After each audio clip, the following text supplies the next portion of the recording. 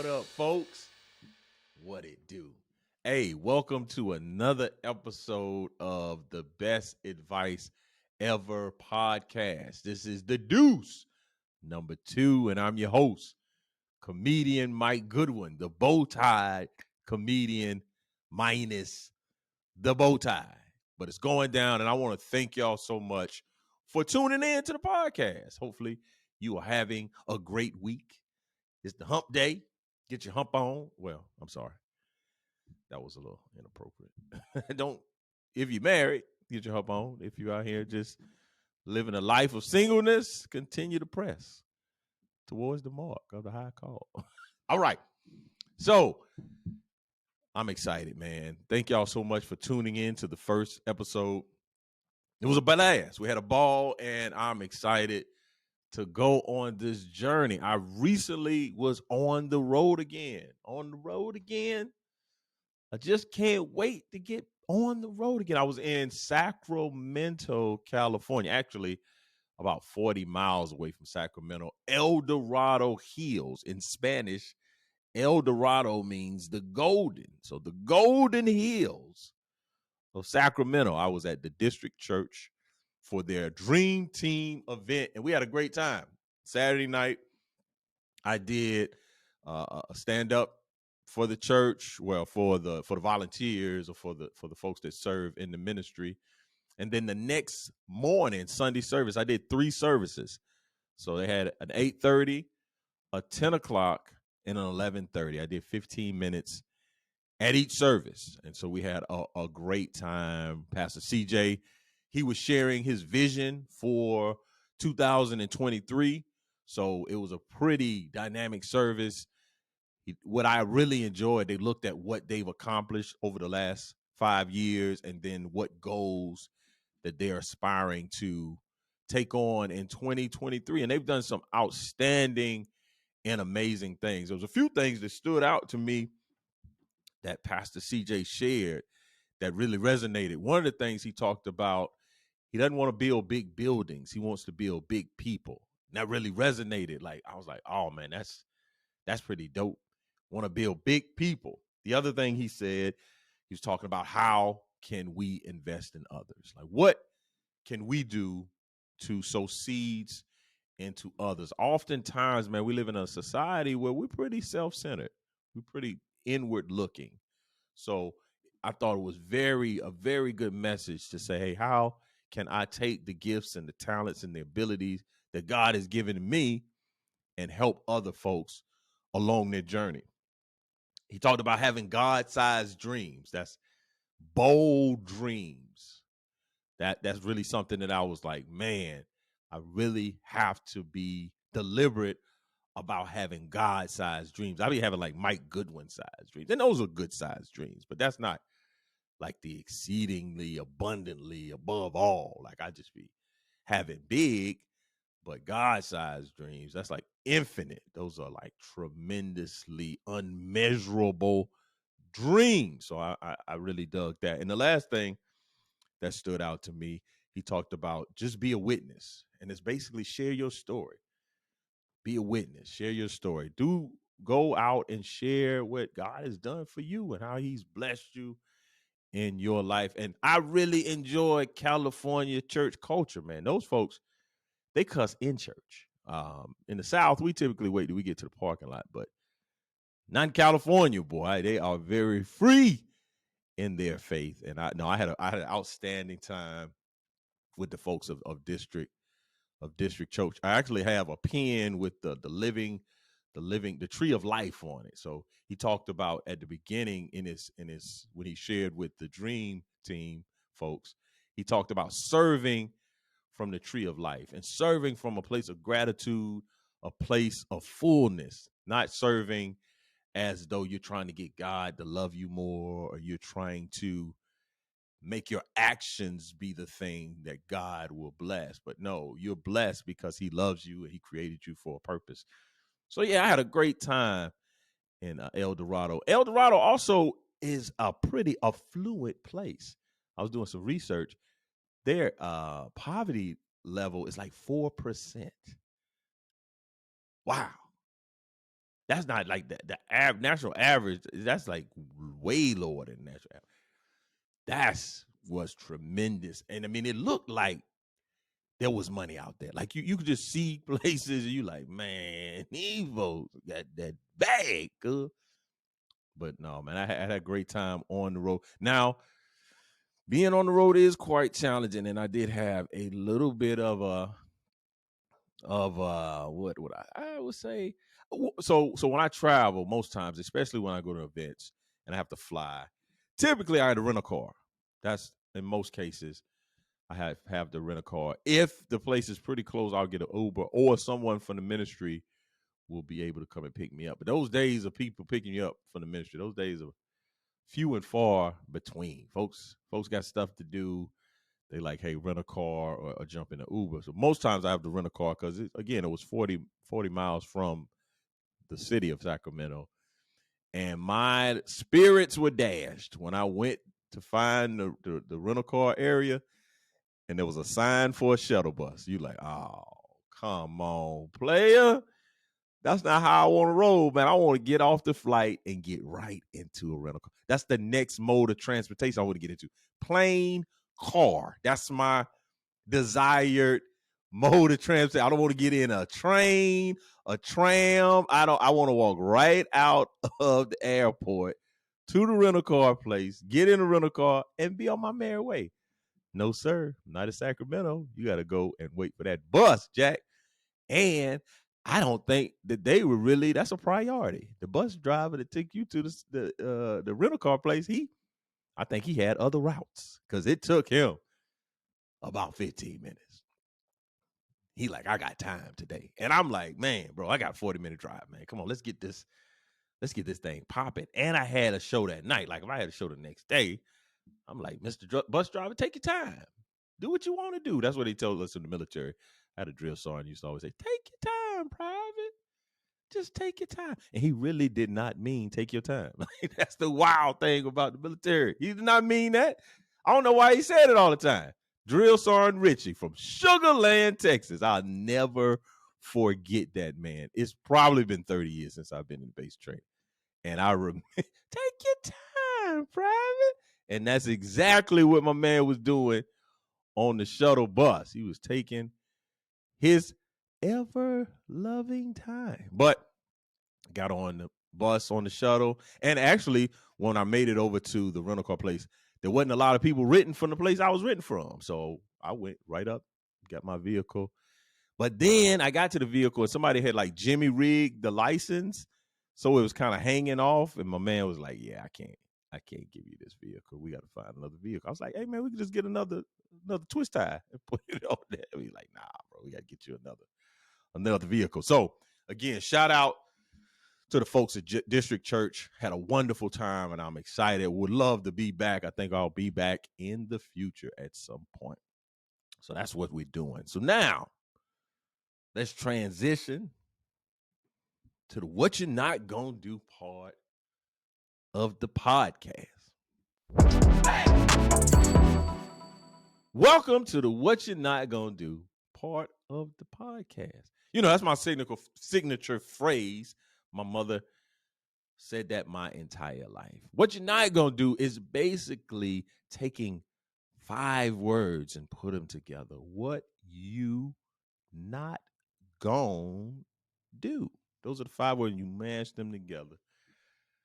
And basically, that's just informing you that, hey, that's probably not the best course of action. When somebody says what you're not going to do, they say, hey, you might want to revisit what you're planning on doing. That's a basic layman's understanding, translation of what you're not going to do.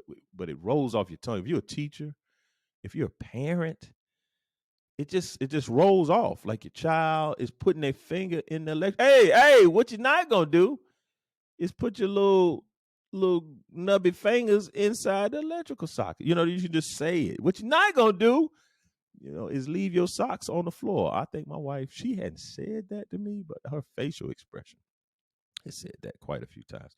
But again, I always hear and see stories that I'm pretty excited about. I wish somebody would have got to the person before the story became a story, and they probably wouldn't have done it. Like if somebody was like, "Hey man, what you're not gonna do is," and then they would have been like, "Oh yeah, you're right."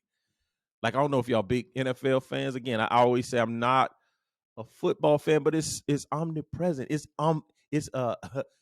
ubiquitous. It's everywhere. You can't get away from football. And I saw the receiver, Devontae Adams, man. I think he played for the Las Vegas Raiders.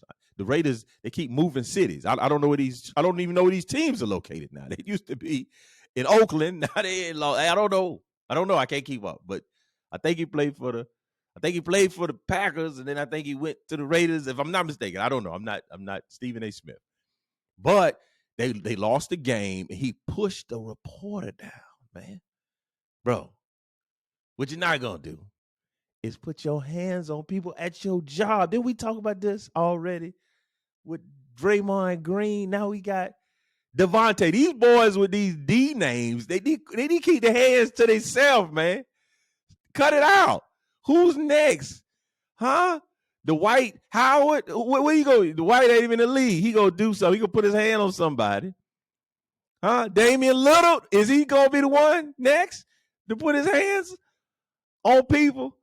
Devontae Adams pushed the reporter. And I know as the reporter was falling, in his mind, he was saying, "I'm rich." Like I just knew, like as soon as he felt himself, "I'm rich." You will be hearing from my attorneys, baby. No more taking pictures for me at NFL games, baby. Oh my gosh.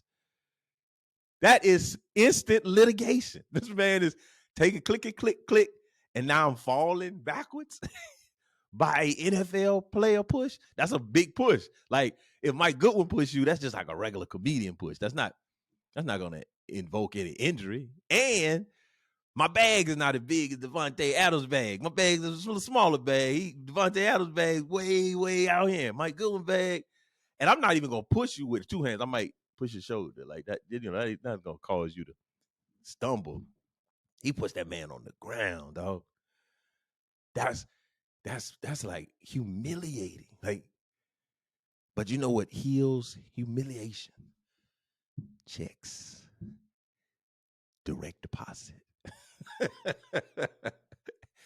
Income, passive income. Only thing you did was just having to be taking pictures, and now you getting checks. Did he wake up that morning and say, "Man, this is the last day I'm probably going to work"? He didn't say that. He was like, "Hey, man, dog, it's gonna be a long night. I gotta go to the night game." I think it was at night. You shouldn't be pushing people that have cameras. Like, keep your hands to yourself. I don't know how many times we gotta say this. What you're not gonna do is put your hands on people. So that's Devontae Adams. Let's see what's going on in the national news front. I saw some stories that I found to be very interesting. In Jackson, Michigan, prosecutors raised concerns Wednesday about a female juror who apparently has been smiling at one of the three men on trial in connection with a plot to kidnap the governor, Gretchen Whitmire. Hey, what you're not going to do is be making googly eyes at the folks on trial. That's just not, that's going to get you excused from jury duty. So maybe this woman's a genius. Maybe she's figured out, I don't want to do this, man. I don't want to sit in these long hearings, these proceedings. I got stuff to do, man. I got Zoom calls I need to be on. I have to go and pick up dry cleaning, go get my kids from school. Maybe if I just smile at the folks on trial, they'll send me home. And especially if you picking one out of the three. If you smile at all three, they'd be confused. Like, well, she probably is favorable to the, but one, like, we got to get out of here, man. She got to go. So what you're not going to do is be on jury duty in Jackson, Mississippi, smile at Mississippi. Jackson, Michigan. That's interesting, too. There's some cities that just are more popular. I know Jackson, Mississippi off the top of my head. I'm not familiar with Jackson, Michigan, Somersworth. An ATM was stolen from outside of the Service Credit Union on Penny Lane early Friday morning. The police captain, John Sunderland, said that the credit union's burglary alarms were triggered around 3:04 a.m. and add surveillance footage shows a standalone 24-hour drive-through ATM was removed with a pickup truck. Why, people? Why are we stealing ATM? Is money inside of actual ATMs?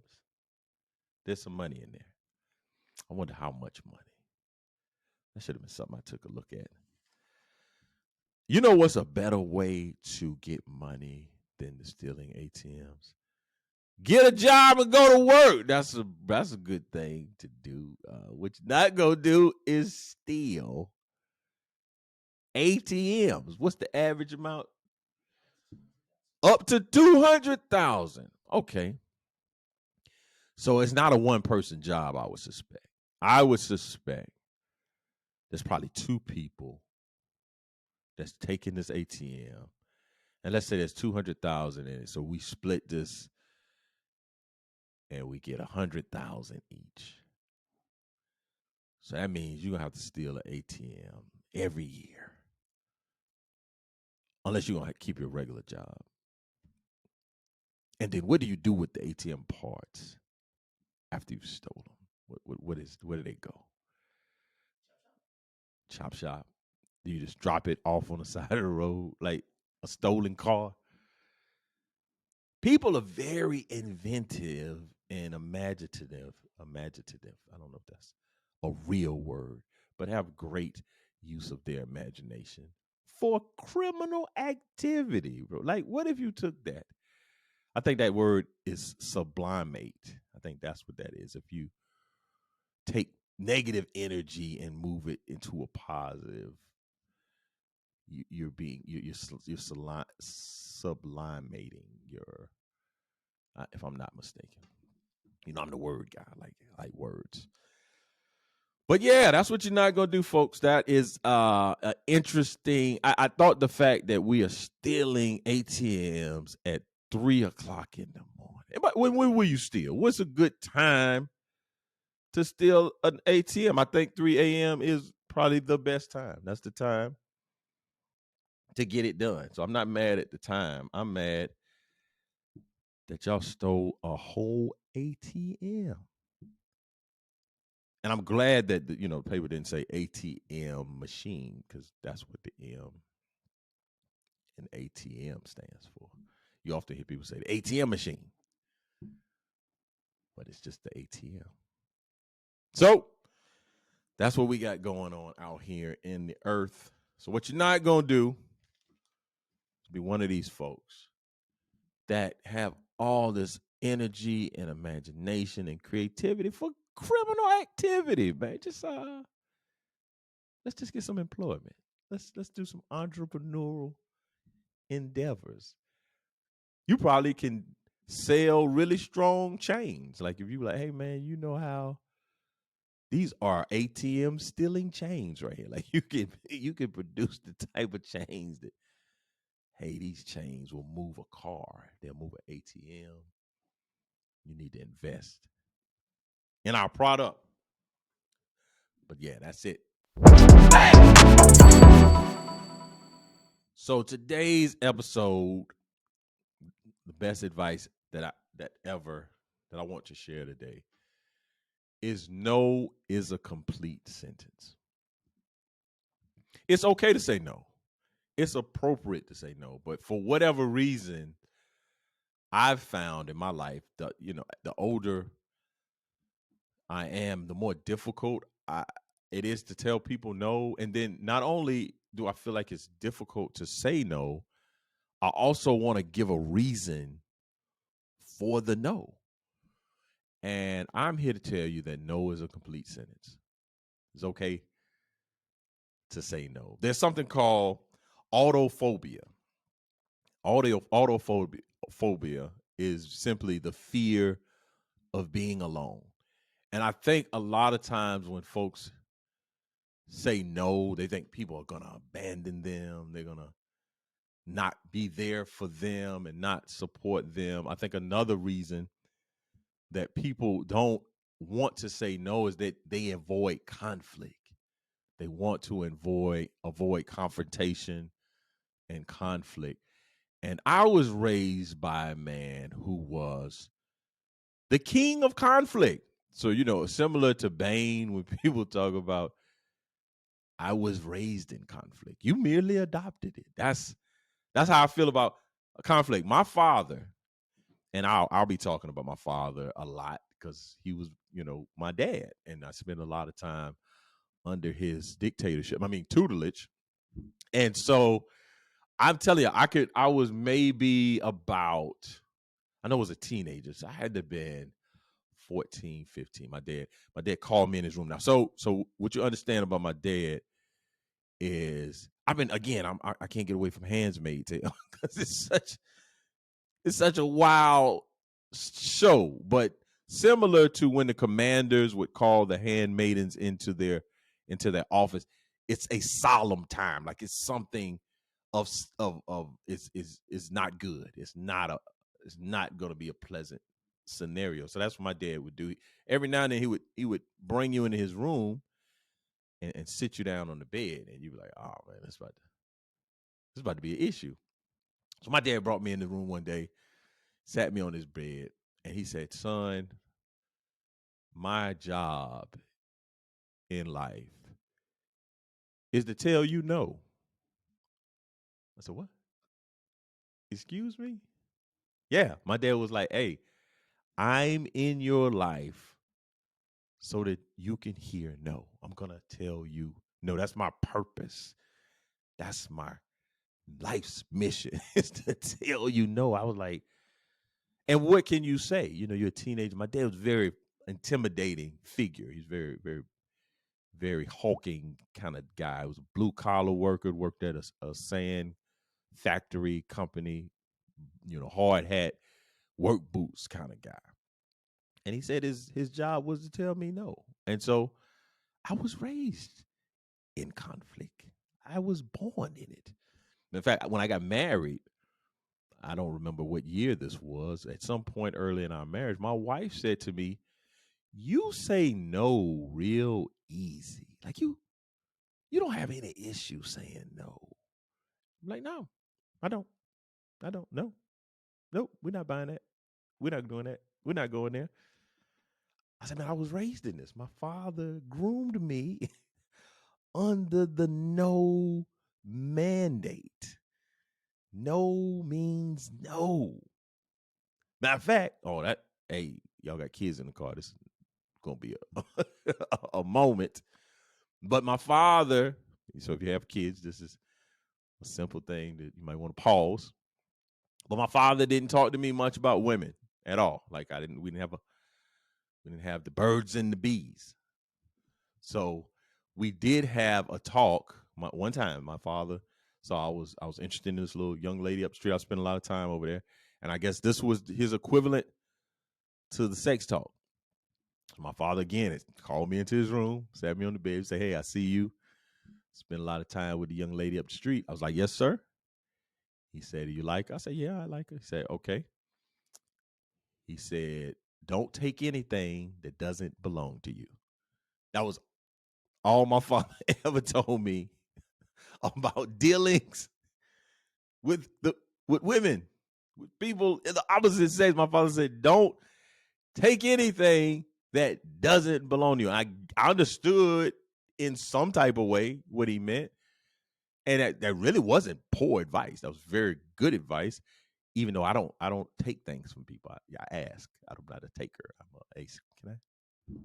Can I? I would like to, if you don't mind. I know you got it on you.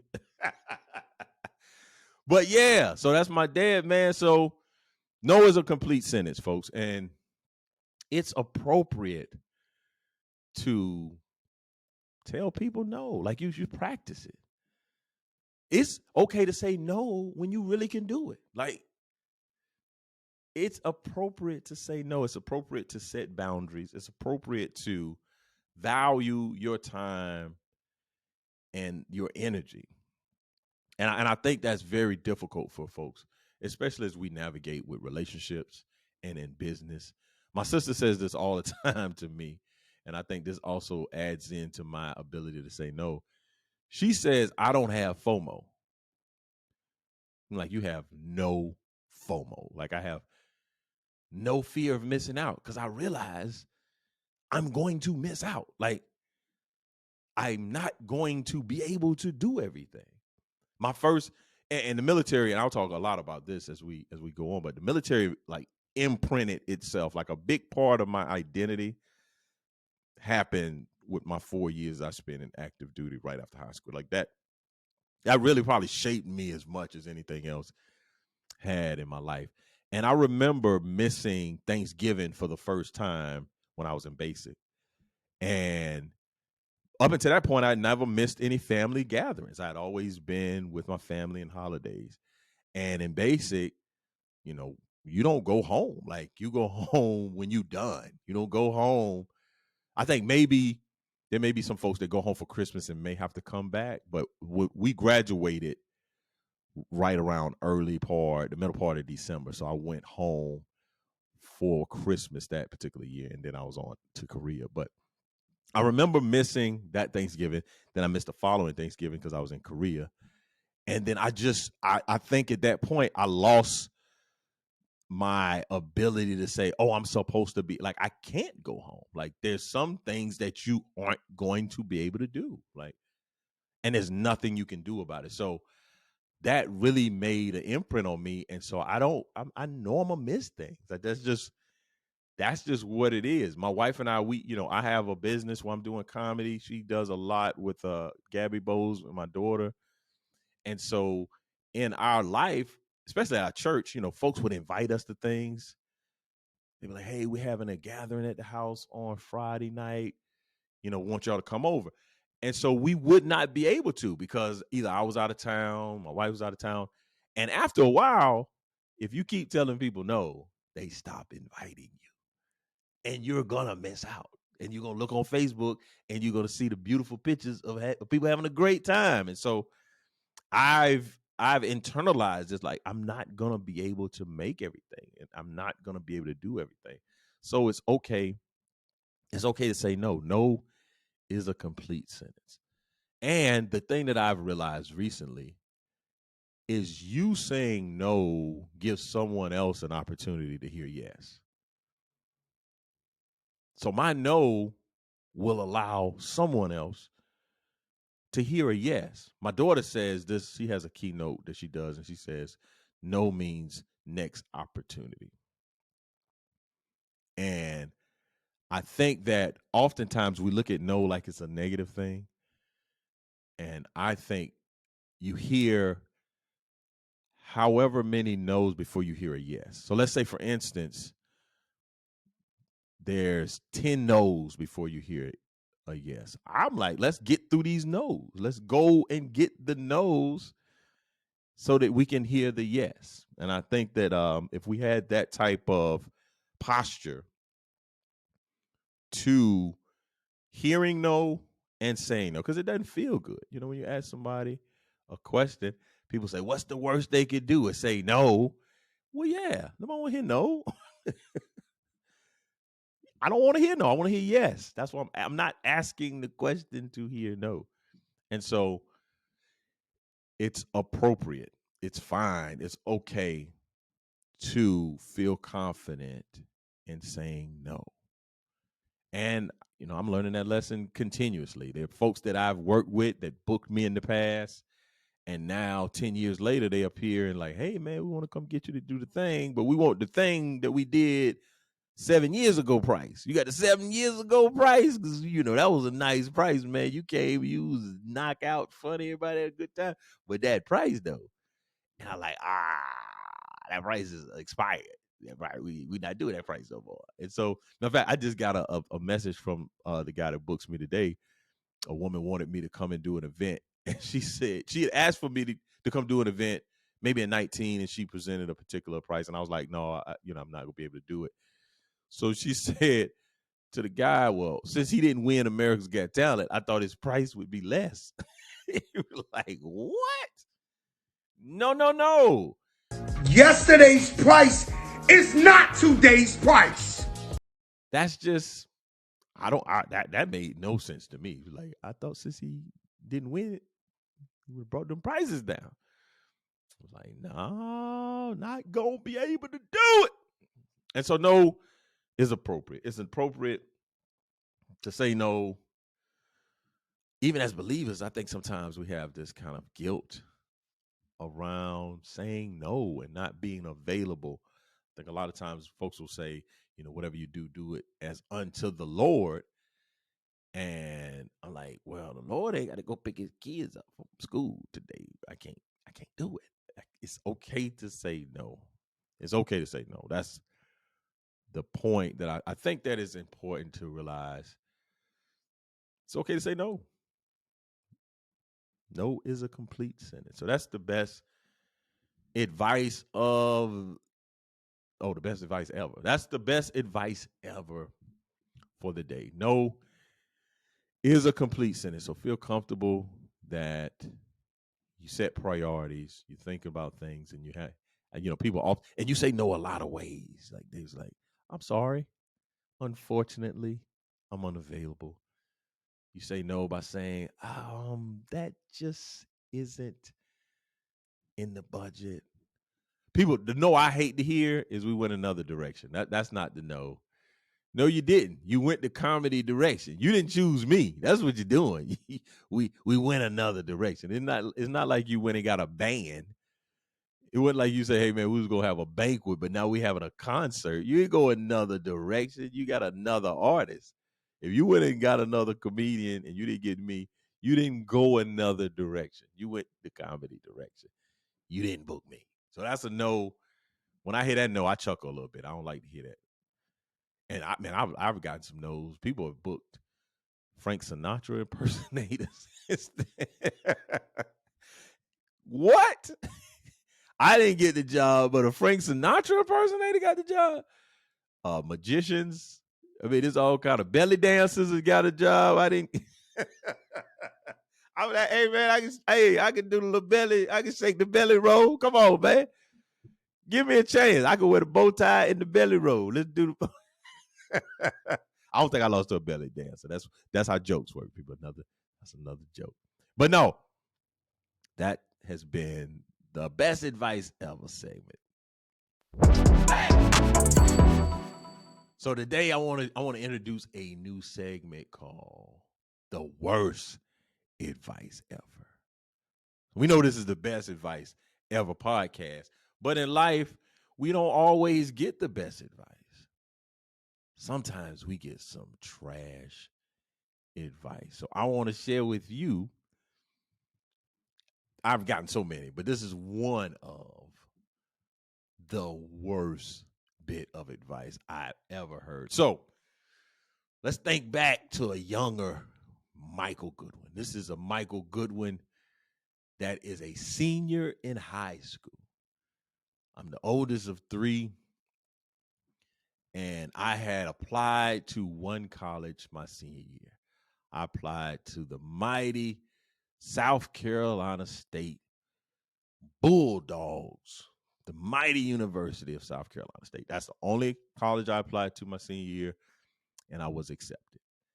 There was some concern for me, because I'm the oldest of three, how we would be able to afford it. I'm from a probably lower middle class family. I had a younger brother and a younger sister, working class parents. So I don't think there was a college fund off to the side. There was no money saved up. And I wasn't a good student. So I had no grants, no scholarships. Well, I did win a scholarship, but it was like $500.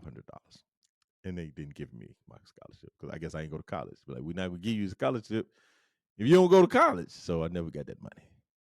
But I went to college later, and they still didn't send that money. But at this time of my life, I was really concerned about how to pay for college. I didn't want my parents to have that burden of doing it. And so I started looking at options. I started looking at how can I afford to pay for college, because what I didn't want to do was go to college for one semester and then get a bill or get some type of information that, hey, you don't have enough money to continue. I just thought that that was a real thing. I'd seen that happen with folks before that were kind of from my area. They went to school and they spent a year at school, and then they didn't have the money to continue, so they had to go get a job. And then once they got a job, they ended up getting a girlfriend. The girlfriend got pregnant, and then they never made it back to college.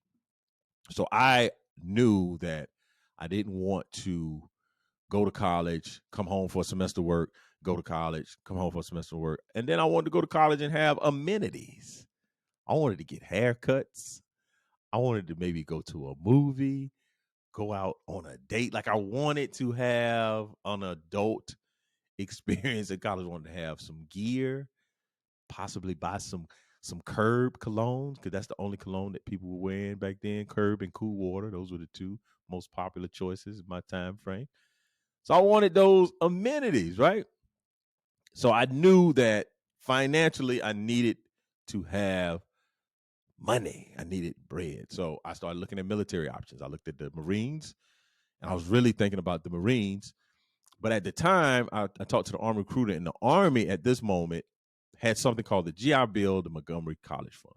And it was where if you put $1,200 into, you gave $100 a month for a year, you paid that into your account. You either got $20,000 if you served for 2 years, 25,000 for 3, or 30,000 for 4, and that's the money that you would get in return to pay to go to college. And this is in, I started college in 1997, but this was 93 when I was having conversations about it. So I was like, okay, if I can get $30,000, that would cover the cost of college. Unlike today, where $30,000 would cover a year. Like, that's how much times have changed. So I was really seriously having conversations with recruiters. I went and took the ASVAB, talking to the recruiters, and I'm kind of communicating with my family members that, hey, I think this Army is the direction I want to go. But I'm not really sure, because I had the reserves. I was thinking I could do the reserves and then maybe, get that money and pay and continue to work and be in school. But I didn't want to go to college and work all the time. I didn't want to be in class and be at work. I didn't want to be one of those folks. I wanted to go to college and experience the full college experience. I wanted to live on the dorms. I wanted to eat in the caf. I wanted to join the frats. Like, I wanted to do all the things, right? So I'm in a dilemma. I'm looking at my options. One of the options was go to school with questionable money and stay a semester and come back home and work in Camden, or join the reserves and kind of work piecemeal the money together, or go in full time into the military, get the money, then go to college. So that's kind of I had those options, but I hadn't made a decision. I was just kind of in that place.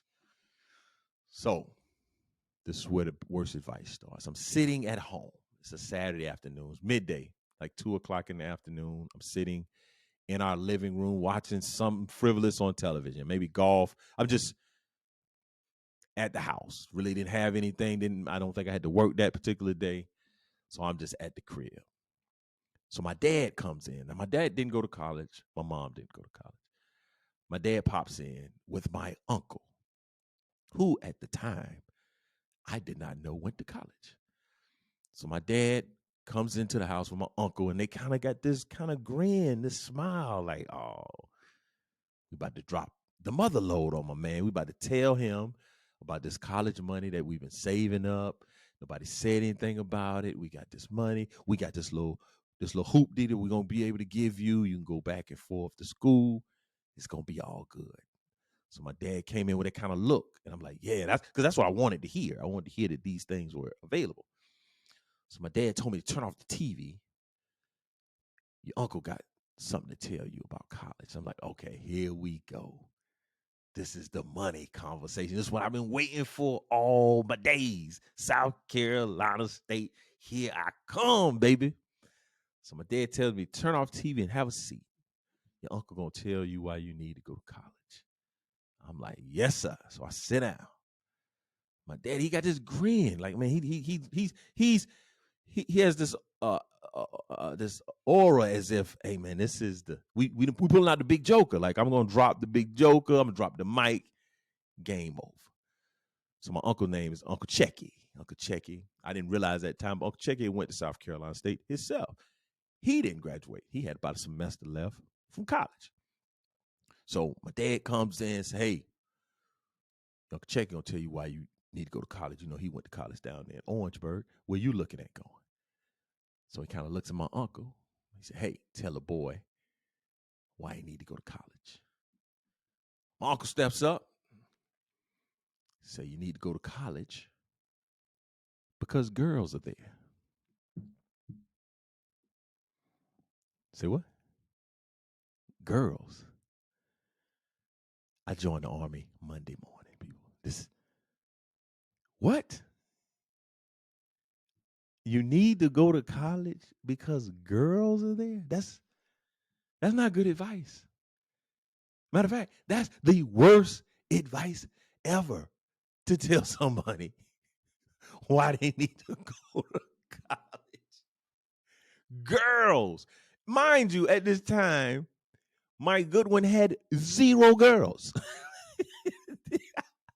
The girls in my neighborhood didn't like me. So how I'm going to show up broke at Orangeburg, no haircut, bottle cap glasses, throw me down clothes, and look at all the ladies. I'm single, ready to mingle, ladies. I wish this was not my life. I wish this was something that I thought of, I made up. Girls is the reason why. And I went, that solidified my decision. I served 4 years in the United States Army and got $30,000 to pay for my college. But shout out to my dad, my Uncle Checky. Man, I'm telling you would have thought if they were like GMs on a team and I was a player looking to go into free agency and be like, hey man, we signed in LeBron James. Like, they had that type of energy. They had that, we got LeBron James coming on board energy. Girls, bro. That's what my uncle told me.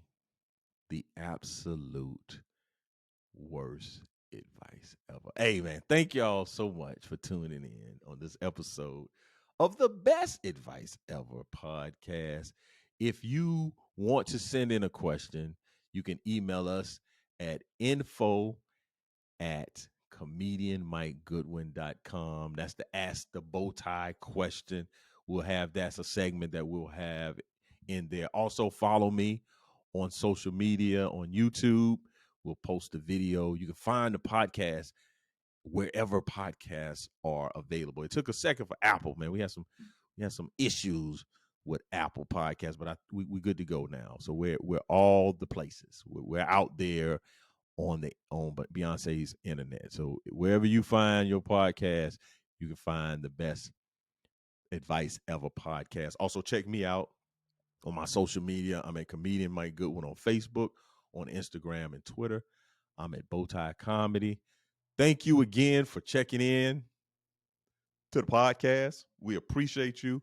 We'd love for you to subscribe, follow, do all the things. And we drop a new episode every week. Every Wednesday, you will have an episode waiting for you of the best podcast ever with comedian Mike Goodwin. Thank y'all so much for tuning in, and I'll see you next week. Peace.